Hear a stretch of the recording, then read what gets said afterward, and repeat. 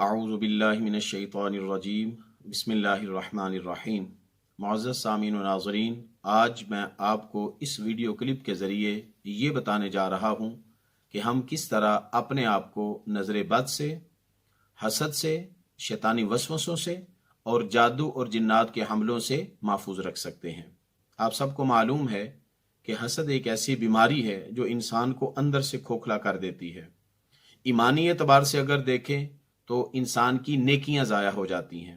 نبی کریم علیہ الصلوۃ والسلام نے ارشاد فرمایا، حسد نیکیوں کو ایسے ہی کھا جاتا ہے، ایسے ہی جلا ڈالتا ہے جس طرح آگ سوکھی لکڑی کو جلا ڈالتی ہے۔ دنیا کا سب سے پہلا قتل جو قابیل نے حابیل کو کیا تھا، حسد کی وجہ سے کیا تھا۔ پارہ نمبر 6 میں اس کا تفصیلی ذکر ہے۔ جب قابیل کی قربانی رد ہو گئی اور حابیل کی قربانی قبول ہو گئی تو حسد کے اندر آ کر اس نے کہا لَأَقْتُلَنَّكَ، کہ میں تجھے قتل کر دوں گا۔ تو اس پر حابیل نے آگے سے جواب یہ دیا، انما یتقبل اللہ من المتقین، حسد کیوں کر رہا ہے، مجھے قتل کرنے کا کیوں کہہ رہا ہے، اللہ تعالیٰ تو متقی لوگوں کی قربانیوں کو قبول کرتا ہے۔ حضرت یوسف علیہ السلام کے بھائیوں کو آپ دیکھیں کہ انہوں نے حسد کی وجہ سے آپ کو کنویں کے اندر پھینک دیا تھا۔ نبی کریم علیہ السلام کے بارے میں اللہ رب العزت نے ارشاد فرمایا، محبوب یہ آپ کو یعنی یہود آپ کو ایسے ہی پہچانتے ہیں جیسے اپنے بیٹوں کو پہچانتے ہیں، لیکن حسد کی وجہ سے وہ آپ پر ایمان نہیں لے کر آتے۔ انہوں نے اپنی کتابوں کے اندر آپ کی عظمت کے تذکرے پڑھ رکھے ہیں، لیکن وہ صرف اس وجہ سے آپ سے حسد کر رہے ہیں کہ آپ بنی اسرائیل سے کیوں نہیں ہیں۔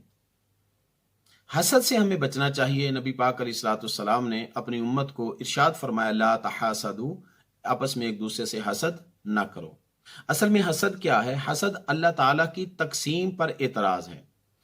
حسد یہ ہوتا ہے کہ ایک آدمی کو ایک نعمت ملی ہوئی ہے، انسان جو ہے وہ یہ دل کے اندر ارادہ کرتا ہے، سوچتا رہتا ہے، خیال کرتا رہتا ہے کہ اس کو یہ نعمت کیوں ملی ہے، اس سے یہ نعمت ختم ہو جائے اور یہ نعمت مجھے مل جائے، اس کی جگہ پر میں ہو جاؤں، اس کو یہاں سے ہٹا دیا جائے، اس کو حسد کہتے ہیں۔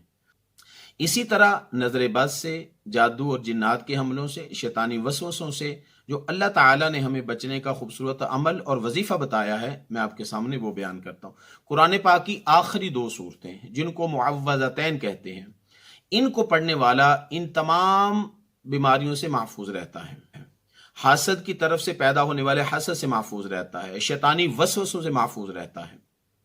نبی کریم علیہ الصلوۃ والسلام کا معمول مبارک تھا کہ آپ ہر رات سونے سے پہلے آخری 3 کل پڑھتے، سورہ اخلاص، سورہ فلق اور سورہ ناس، اور اپنے ہاتھوں پر دم فرماتے اور ہاتھوں کو اپنے پورے جسم کے اوپر پھیر لیتے تھے۔ تو ان آخری 3 کل کو پڑھ کر اپنے جسم کے اوپر پھیرنا نبی پاک علیہ الصلوۃ والسلام کی سنت مبارکہ ہے۔ پھر اسی طرح امام بخاری سے لے کر تمام جو محدثین ہیں انہوں نے روایت کیا، اس حدیث پاک کو نقل کیا ہے کہ نبی کریم علیہ الصلوۃ والسلام اپنے شہزادوں کو یعنی حضرت امام حسن اور حضرت امام حسین رضی اللہ تعالی عنہما کو ان کلمات کے ساتھ دم کیا کرتے تھے، یہ کلمات پڑھا کرتے تھے۔ وہ کلمات کون سے ہیں؟ اعیذکما بکلمات اللہ التامۃ من کل شیطان وہامۃ ومن کل عین لامہ۔ اعیذکما، یہاں سے الفاظ شروع ہو رہے ہیں۔ وہ چونکہ 2 تھے تو عربی گرامر کا ایک چھوٹا سا قاعدہ ہے، میں آپ کو بتا دوں۔ اگر آپ اپنے بچوں کو دم کرنا چاہتے ہیں، اگر 1 ہے تو اس کے لیے آپ اعیذو کا پڑھیے اگر وہ لڑکا ہے، اور اگر وہ لڑکی ہے تو اس کے لیے اعیذو کی پڑھیے، اعیذو کی۔ اگر 2 ہیں، لڑکا ہے لڑکی ہے، یا دونوں لڑکے ہیں یا دونوں لڑکی ہیں، تو دونوں کے لیے اعیذکما یہ کلمات پڑھیے۔ اور اگر زیادہ بچے ہیں یعنی 3 یا 3 سے زائد ہیں تو ان کے لیے آپ اعیذکم پڑھیے، جیسے ہم السلام علیکم کہتے ہیں زیادہ کے لیے۔ 1 ہو تو اس کے لیے السلام علیکہ، جیسے ہم نماز کے اندر پڑھتے ہیں السلام علیکہ ایھا النبی۔ بہرحال یہ چھوٹا سا ایک قاعدہ تھا عربی گرامر کا، وہ میں نے آپ کے سامنے ذکر کر دیا۔ تو حسنین کریمین کے لیے نبی پاک علیہ الصلوۃ والسلام یوں دم فرمایا کرتے تھے، اعیذکما بکلمات اللہ التامۃ من کل شیطان وہامۃ ومن کل عین لامہ۔ تو یہ اپنے بچوں پر دم پڑھنا، یہ دم کرنا، یہ نبی پاک علیہ الصلوۃ والسلام کی سنت ہے ان کلمات کے ساتھ۔ پھر اسی طرح سم ٹائم ایسا ہوتا ہے کہ انسان اچانک اس کے جسم کے اندر کسی جگہ پر درد شروع ہو جاتا ہے، تو اس کا علاج بھی نبی پاک علیہ الصلوۃ والسلام نے ہمیں عطا فرمایا ہے۔ حضرت عثمان بن ابی عاص الثقفی رضی اللہ تعالیٰ عنہ یہ کہتے ہیں کہ میں نے ایک روز نبی پاک علیہ الصلوۃ والسلام کی پاک بارگاہ میں عرض کیا، یا رسول اللہ صلی اللہ علیہ وسلم، جب سے میں مسلمان ہوا ہوں میرے جسم میں شدید درد رہتا ہے اور یوں لگتا ہے جیسے یہ درد جان لیوا ثابت ہو جائے گا، یعنی اس قدر شدت سے درد ہوتا ہے۔ تو نبی کریم علیہ الصلوۃ والسلام نے پھر ان کو دم سکھلایا۔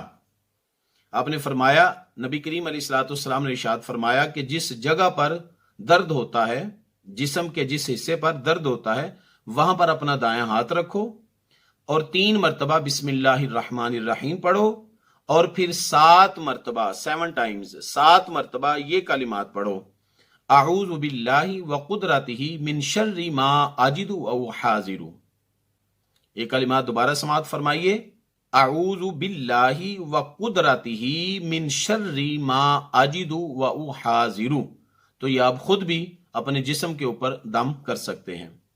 اسی طرح صحیح مسلم میں ابو سعید خدری رضی اللہ تعالیٰ عنہ کی روایت ہے، ایک مرتبہ نبی کریم علیہ الصلوۃ والسلام بیمار ہوئے تو عیادت کے لیے جبرائیل امین تشریف لائے۔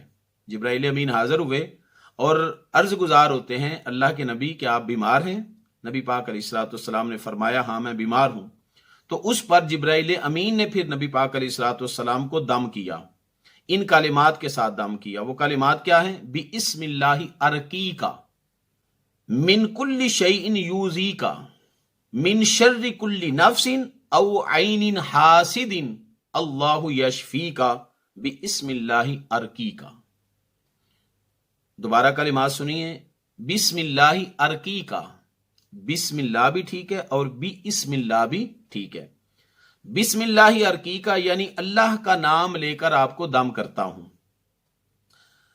من کل شیء یوزیکا، ہر اس چیز سے جو آپ کو اذیت دے، من شر کل نفس او عین حاسد، ہر نفس سے اور ہر حاسد کی نظر سے، اللہ یشفیکا، اللہ آپ کو شفا عطا فرمائے گا، بسم اللہ ارقیکا، میں اللہ کا نام لے کر آپ کو دم کرتا ہوں۔ تو اس طرح بھی آپ کسی کو دم کر سکتے ہیں۔ حضرت ابو سعید خدری رضی اللہ تعالیٰ عنہ کہتے ہیں کہ ایک مرتبہ رسول پاک علیہ الصلوۃ والسلام نے ہمیں کسی مہم پر بھیجا، تو راستے میں کسی جگہ پر پڑاؤ کیا، عرب قبیلہ تھا، کھانے کے لیے ہم نے ان سے کچھ طلب کیا تو انہوں نے آگے سے انکار کر دیا۔ رات کے وقت ان کے سردار کو بچھو نے جو ہے وہ ڈس لیا، تو انہوں نے بڑا علاج معالجہ کیا لیکن اس کو آرام نہ آیا، تو وہ ہمارے پاس آئے اور آ کر کہنے لگے کہ اگر آپ میں سے کسی کے پاس اس کا علاج ہے تو مہربانی آ کر ہمارے سردار کو آپ علاج اس کا کر دیجئے۔ تو حضرت ابو سعید خدری رضی اللہ تعالی عنہ فرماتے ہیں کہ آپ کا علاج تو ہمارے پاس ہے لیکن آپ نے ہمارے ساتھ بڑی بے مروتی کی ہے، یعنی آپ نے ہمارے ساتھ مہمان نوازی نہیں کی، تو پہلے ہمارے ساتھ کچھ معاوضہ طے کریں پھر ہم آپ کو جو ہے نا وہ اس کا علاج کریں گے۔ تو پھر انہوں نے کہا ٹھیک ہے، اگر آپ علاج کر دیں تو یہ بکریوں کا ایک ریوڑ ہے، 30 بکریاں تھی، تو یہ ہم آپ کو دے دیں گے۔ تو حضرت ابو سعید خدری رضی اللہ تعالیٰ عنہ گئے سردار کے پاس، سورہ فاتحہ پڑھی، سورہ فاتحہ پڑھ کے اپنا لعاب اس جگہ پر لگایا تو اس کا درد جو ہے وہ زائل ہو گیا، ختم ہو گیا۔ وعدے کے مطابق انہوں نے آپ کو 30 بکریاں دے دی۔ جب اس مہم سے واپس لوٹے تو انہوں نے نبی پاک علیہ الصلوۃ والسلام سے عرض کی، یا رسول اللہ صلی اللہ علیہ وسلم، ان بکریوں کے معاملے میں ہمارے لیے کیا حکم ہے؟ تو نبی کریم علیہ الصلوۃ والسلام مسکرائے اور مسکرا کر فرمایا کہ تمہیں کیسے معلوم تھا کہ سورہ فاتحہ کے اندر اللہ تعالیٰ نے اس مرض کی شفا رکھی ہے اور اس کا علاج رکھا ہے؟ تو پھر نبی پاک علیہ الصلوۃ والسلام نے اس کے بعد فرمایا کہ بکریاں خود بھی کھاؤ اور میرا حصہ بھی مجھے دو، یعنی مجھے بھی کھلاؤ۔ حضرت شفا بنت عبداللہ رضی اللہ تعالیٰ عنہ ایک مرتبہ حضرت سیدہ حفصہ رضی اللہ تعالیٰ عنہ کے پاس بیٹھی ہیں، تو ان کے پاس ذباب یعنی نملہ کا جو دم تھا، تو نبی پاک علیہ الصلوۃ والسلام نے ان کو فرمایا، حضرت شفا کو فرمایا کہ شفا یہ دم جو ہے یہ حفصہ کو بھی سکھلا دو۔ یہاں پر ایک چھوٹی سی وضاحت جو ہے وہ بہت زیادہ ضروری ہے۔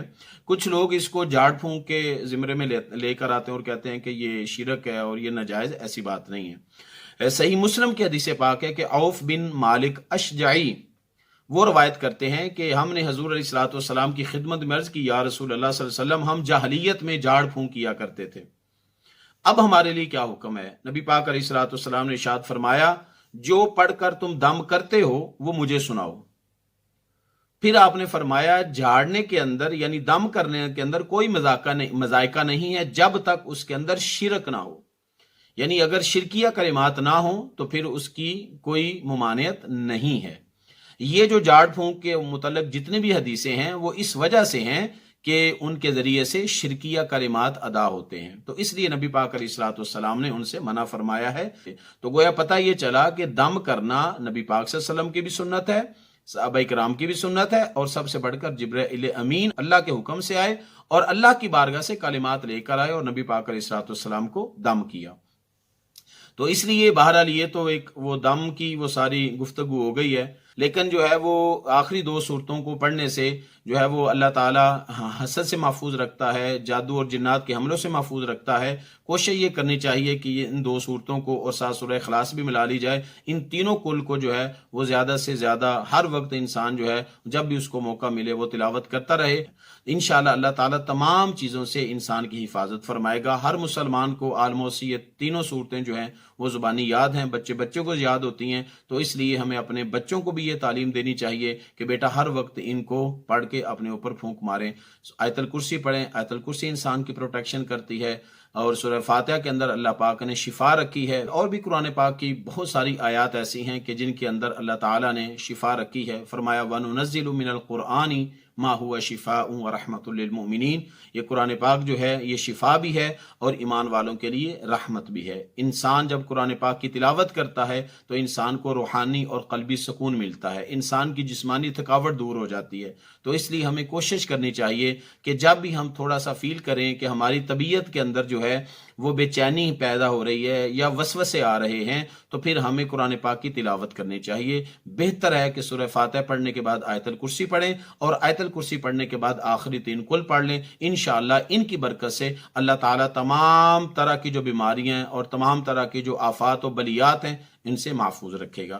خلاصہ کلام یہ ہے کہ اگر ہم چاہتے ہیں کہ ہم ان تمام بیماریوں سے اپنے آپ کو بچائے رکھیں، اپنے آپ کو محفوظ رکھیں، لوگوں کی طرف سے پیدا ہونے والے حسد سے، نظر بد سے، شیطانی وسوسے سے، جادو اور جنات کے حملوں سے اگر ہم خود کو بچانا چاہتے ہیں، محفوظ رکھنا چاہتے ہیں، تو پھر قرآن پاک کی آخری دو صورتوں کو ہمیں اپنی زندگی کا معمول بنانا ہوگا۔ صبح بھی پڑھیں، شام کو بھی پڑھیں، نہ صرف خود پڑھیں بلکہ اپنے بچوں پر بھی ان کو پڑھ کر پھونک ماریں۔ انشاءاللہ العزیز اللہ پاک ہماری بھی حفاظت فرمائے گا اور ہمارے بچوں کی بھی حفاظت فرمائے گا۔ السلام علیکم ورحمۃ اللہ وبرکاتہ۔